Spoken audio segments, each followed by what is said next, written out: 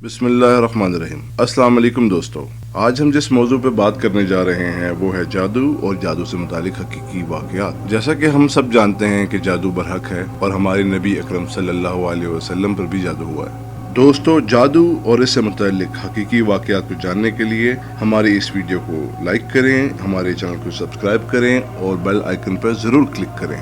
तो सवाल ये आता है, जादू क्या है? जैसे हम जानते हैं कलिमात इंसानी रूह पर गहरा असर रखते हैं, तो जादूगर भी इन्हीं कुफरिया और शिरकिया कलिमात को इस्तेमाल करके शयातीन जिन्नात की मदद से काम लेते हैं और इसी अमल को जादू कहते हैं। क्या इन शयातीन से काम लेना इतना ही आसान है?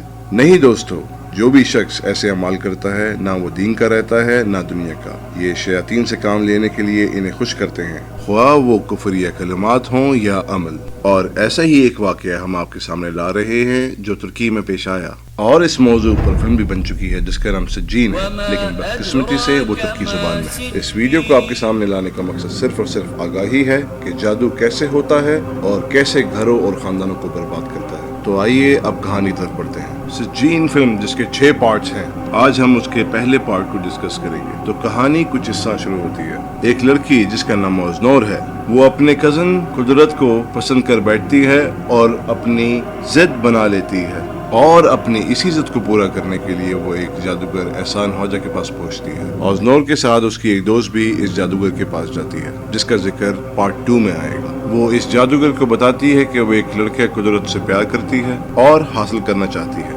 और वो जादूगर से सवाल करती है क्या वो कुदरत को हासिल कर पाएगी।